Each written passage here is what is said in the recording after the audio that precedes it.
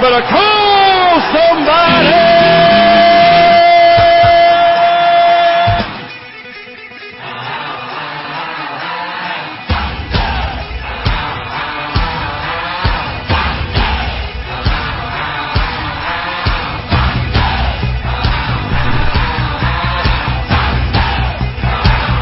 Hey everybody, what is up? Welcome to The Big Picture.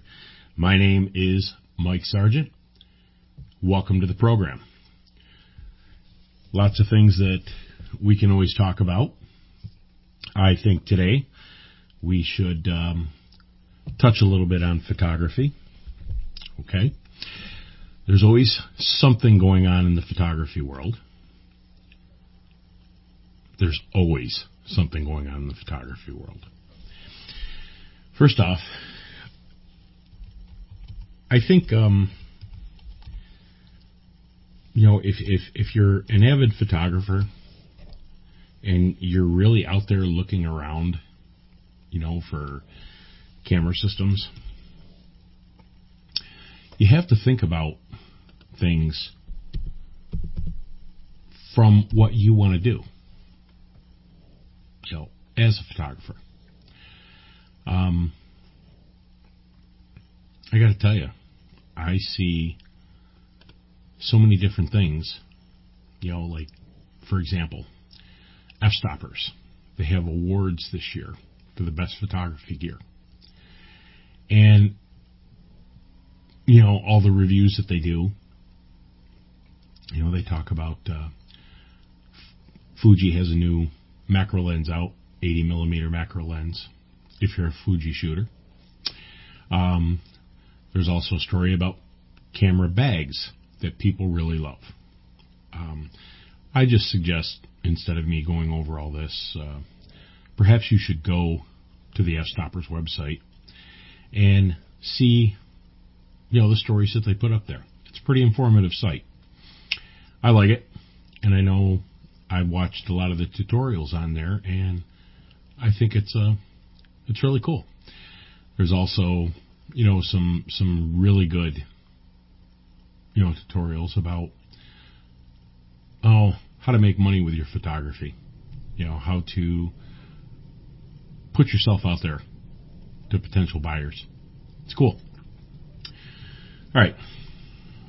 On to some other things here. I wanted to hit on this a little bit because I have a bit of a problem with the whole ideology and just the talking down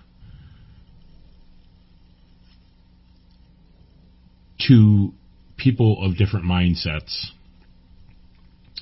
First off, the topic is, it's global warming. Okay? Whether you believe in it, whether you don't, I want to point out that the whole global warming thing that was started by Al Gore, for whatever reason, is now known as climate change.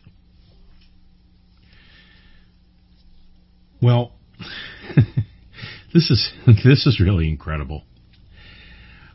I do not believe in the whole, global warming theory. And this is where the media always comes into, they play a very controversial part in any of this. There are those that say global warming isn't real. There's others say that it's very real. Paul Nicklin, who is a photographer, National Geographic, he says that it is real. He's been to places where he has seen drastic landscape changes. He's seen the suffering and plights of polar bears during all this. Recently, there was photographs of a polar bear that was literally starving to death online. And, it's heartbreaking to see it. But I'm wondering what the agenda is here. Because this is that time of year where, we're talking January, and it has been colder than a witch's boob in a steel bra. And here's something that I want to point out. I could go out right now and find white-tailed deer that are starving to death. And I could say that we are entering another ice age. Will millions of people donate to my cause to save the world from the impending ice age? I don't think so. But somehow or another, when Al Gore started the whole global warming thing, he claimed that there was a lot of scientific data to back this all up. Well, it was discovered that a lot of this data was corrupted. It wasn't quite true. And here's the thing. If this is such an environmental issue, then why has it been politicized? Why? That's a good question. And we'll get back to that in a minute. But I want to point this out. I could go take a picture of a 5-year-old deer out in the woods that's starving to death. I could very easily do that. And I could tell you that that deer was 2 years old and it was starving to death because there's no leaves on the trees and they don't have any browse. Nothing that they can eat. They can eat twigs. Maybe get into people's garbage, especially if they have salad out there, maybe. I don't know. The whole thing I'm trying to say is, I remember seeing a documentary where all these time-release cameras were put up. And those cameras were basically to photograph the changing glaciers, how they were receding. That was done, I believe, in the late 90s. And I also remember during the 90s, it was pretty hot outside. The summers were pretty warm. I also remember that the winters weren't too bad. But I can also recall in most recent years, you'd hardly get a winter. It'd be cold. But we would not get a lot of snow.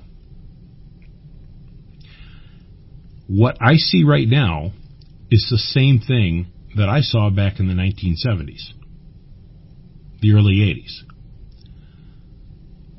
Comfortable summers. A little hot here and there. But the winters, this is like the first winter, December. The first year in a long time that we had snow in December. Okay. Instead of just screwing around talking about global warming or climate change, whichever you prefer, let me lay it out to you this way. I believe that the Earth operates in cycles. And I think a lot of scientists believe this way too. The Earth wobbles a little bit on its axle, and I think that that has a lot to do with the weather patterns that we see. Do you remember years ago they were talking about propellants in spray cans and how those propellants were eating holes in our ozone layer? Well, that was a big concern because it was allowing greenhouse gases to escape into the atmosphere.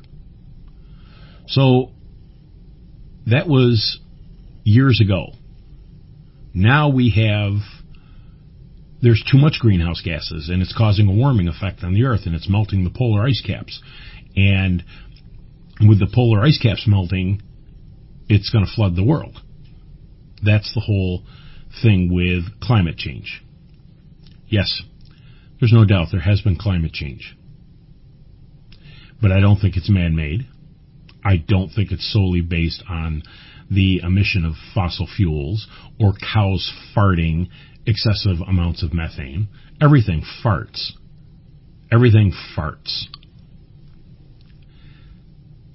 You think a little fart is going to be enough to create such a massive amount of greenhouse gases that the Earth is going to, raise up 25 degrees? I mean, when you look at the degreeage, and it depends how you look at it. You have experts that say the Earth has been in a cooling cycle for the last 15 years. And then you have other experts say that, the temperature every summer is going up a degree a year. Or it's gone up a degree and a half over the course of several years. Who do you believe? Do you believe CNN, MSNBC? Well, as far as I'm concerned, the credibility of these news networks, it's in the toilet. That even includes Fox News, which many of you probably think that I sit around and watch Fox News all day. I don't. But I do have to go with common sense. And here's some common sense for you. Right now, our area has been through what they call a polar vortex type situation. And it comes down from the north. And what's up north? Well, Canada for one. But the further north you go, you have the North Pole, which is an icy area. Snows, glaciers. You also have Antarctica. Snow, glaciers. Cold. This polar vortex, according to the National Weather Survey, shows that this cold air, this surge of cold air, is coming down from the Arctic. And believe me, as somebody who works outside a lot, it was cold. Now, if that cold air and the moisture that's around here coming off the Great Lakes is enough to cause the snowfall and really freeze our little asses into the ground around here, it kind of makes you wonder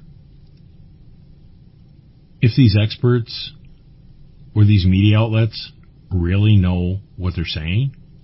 Because I have a hard time believing it, seeing what we're seeing here. Has there been more hurricanes? Sure there has. Is there climate change? Yes, there is. There's no ifs, ands, or buts about it. Does man make an impact on that?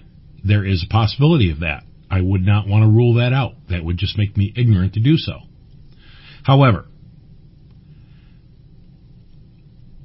I'm going to point something out. It's okay for the so-called PC correct crowd to sit there and make a comment about me using certain words and how they're cruel, and I can agree with that. However, when we're talking the story of climate change, because I do not agree with the liberal mainstream media on the entire topic based on the information that was proven to be corrupt when originally submitted for review, that's a bad call. That makes you uninformed. Can you explain why it's so cold around here? I believe it's polar vortex. I also believe that it's winter. And I also believe that this is what's going to happen this time of year. It's winter, people. It's going to get cold. Summer, it's going to be hot. But to sit there and tell me that I am ignorant on the topic, well, let's just say that is a very bad call. I'm an old guy, and I've been around for quite a while. And I've seen a lot more than some of you young liberal douchebags who think it's cool to wear your skinny jeans and your man buns. I'm going to tell you right now, when push comes to shove, we know who the pushers are going to be, and we know who the people are that are going to be shoved. All right?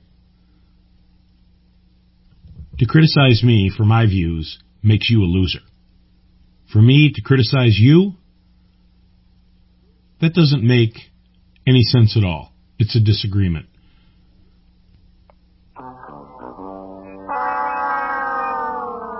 That's right. I'm not going to be referred to as stupid or ignorant based on the fact that you believe, or anybody believes, CNN, MSNBC, who have done nothing but spewed a bunch of crap. And I'm sorry, these liberal media outlets, you guys are the losers.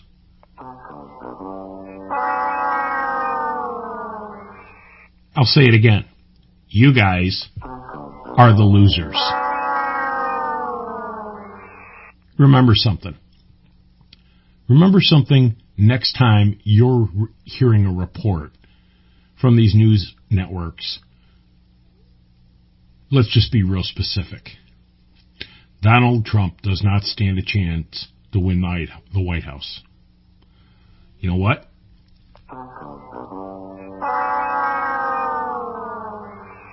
These are the very same people that sat there and told us about climate change. It's incredible. It's incredible to me. It really is. How can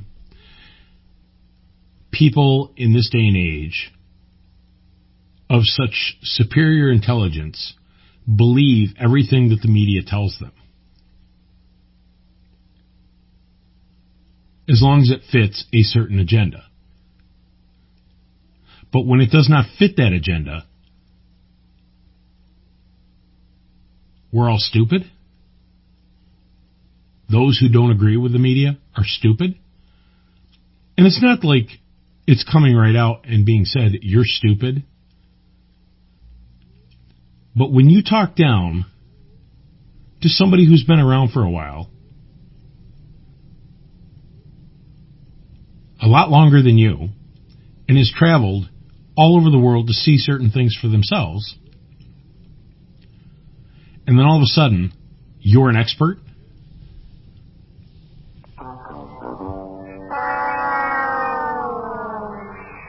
You know, damn, I love that button. I really do.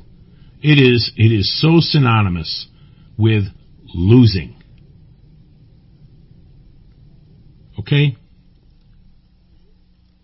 Let's get some real facts on this. And let's not believe everything that you hear spew out of the mouths of people like Chris Matthews, Rachel Maddow, Wolf Blitzer. Okay? Come on. You know, people, would you wake the fuck up? See, you made me go there, and I didn't want to do that. I wanted to kind of keep this show clean today. But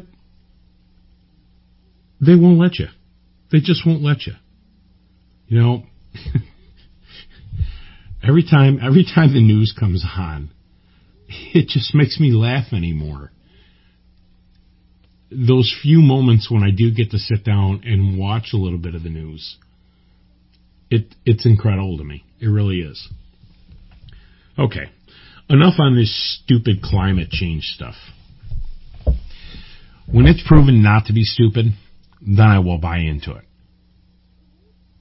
But until I actually see some hardcore facts and not just a bunch of statistical corrupted data, I think it's a moot point. Now I got to tuck my tail between my legs because I said a while ago the Buffalo Bills would not make the playoffs. And guess what? They are in the playoffs. And they are playing Jacksonville. Congratulations, Buffalo. I guess you deserve to be in. You must have played well enough during the season to earn you a spot in the playoffs. And I almost sound like those guys from The Waterboy, you know, that sit there and hate on the Mud Dogs, you know, because they've sucked for so long. And, towards the end of the movie when it looks like they're winning, they're finally on board, and then, you can do it. Well, look, I'm wishing the Bills best of luck. I'm not sold on it. And here's why. The Buffalo Bills ended their playoff drought not by their own hand, but by the arm of Cincinnati quarterback Andy Dalton, who threw a touchdown pass in their game against Baltimore, which everybody knows. I'm not telling anybody anything new. And because they won that game, the Bills get in. Congratulations, Buffalo. Good luck against Jacksonville. I would really like to see you come away with a win, but I think your season will end on Sunday. If you do win, then next week you'll hear me say, you can do it! You can do it! Okay? And I will sit there and just simply say to myself, Mike, you predicted this all wrong. You said they wouldn't make it. They did make it. Mike, you are a loser.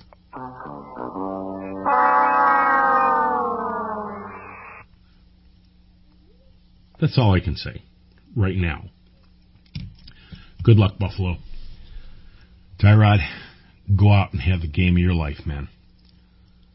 Calvin Benjamin, go catch those balls, man. You're a beast. Shady, take care of that ankle. Go score, man. Do your thing. Okay, next thing I want to talk about, and on a more serious note, I'm going to get in on the topic of my project that I started a short time ago, which is Opioid and the Ugly. I created a GoFundMe page for one simple reason. It's been almost a year since the passing of my son. It'll be in March. It will be a full year. And it took me a while to think about all this and how we're going to change or at least put up a fight against this epidemic. Honestly, I feel that we should win this. But I want to lay this out to you. I'm asking people to go to GoFundMe.com/opioid destruction team. And there will be a video that's released on this very shortly explaining the plan and what we're going to do. But I want to explain something to people as a photographer. I truly believe that visual impact plays a very, very powerful role in people's perception of things. And the goal with my project here is to simply create some images and video that will visually impact viewers into understanding why using heroin or shooting heroin or using any drugs for that matter is such a bad thing. I don't want to go into what my wife and I went through all this, but all those stories about destroying families, they're true. They really are true. I will put out a lot more on the topic when we release our video, but I want everybody to know that this project is going to cost money. And I've already put a lot of my hard-earned money into this project to make it successful. I started my campaign with a goal of $10,000. To date, I've had some very generous people give donations, and we are at $100 in contribution. I want to thank those that have donated, and this isn't all about money raising. We need people to be involved on a big scale. We need models. We need actors. We need involvement. And let me lay this out to you people. Whether you've experienced the ugly side of opiates firsthand, or just know people that have been through it, in some way, shape, or form, this epidemic has impacted your life. Like I said, either directly or indirectly. My hopes, are kind of like, I guess, over expectations that I would start doing this and people would get on board right away and really help. But I started it 7 days ago and we're only at $100. You people need to get off your asses and start helping, because law enforcement is not going to change this. Half of these people that got caught up in the opioid epidemic, they are going to die. I'm sorry, they will die. This drug is very powerful. Once people get hooked, they have a very slim chance to break the addiction permanently. Part of my problem with treatment programs and facilities these days, they hand out drugs like Suboxone, and I've talked about this before and written about it before. They give these addicts other drugs to help them curb the need for their drugs, or they go through programs and substitute their addiction with other forms to ease the pain. The actual addiction itself. This doesn't work.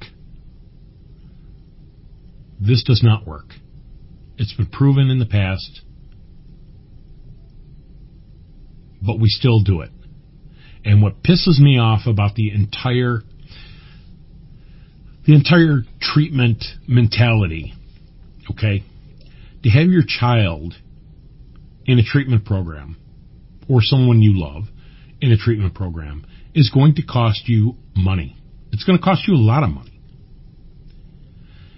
And the problem with that is there are some people that don't have the money. They can't afford to put a loved one through treatment.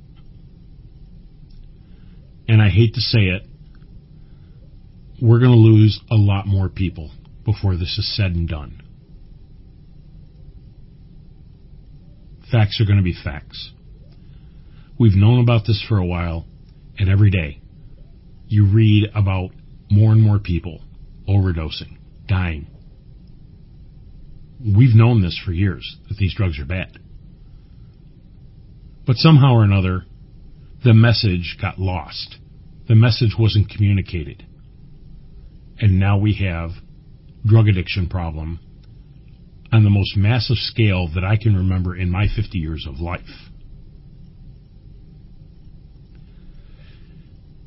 We may not be able to do much for those that are currently using, other than support them, try to treat them, try to bring them back. What we can do, and my plan moving forward, is we need to educate our young people. And when I say young people, I'm talking about young people. They need to be made aware of the dangers of these drugs, any kind of drugs. There's dangers with marijuana, and I'm for legalizing marijuana. Just think about the revenue that the states could get from this. Does that make me wrong? I don't know. Jeff Sessions, rethink your position on that. Okay? It's working in Colorado. And I also kind of think that despite the fact that I don't think you should replace one drug with another, I do know that the heroin use in places like Colorado, it's not so bad. Maybe it will be down the road. I don't know. Anyway, that's a topic for another day. People, get off your asses. Throw $10. Throw $5. Throw $1. GoFundMe, Opioid Destruction Team on GoFundMe. Do it, and do it today. Thank you for your support. Together, we can make a difference. If people choose not to be involved, so be it. But one day, when this impacts your life, remember my plea. Get involved. Help. Together, we can win this war.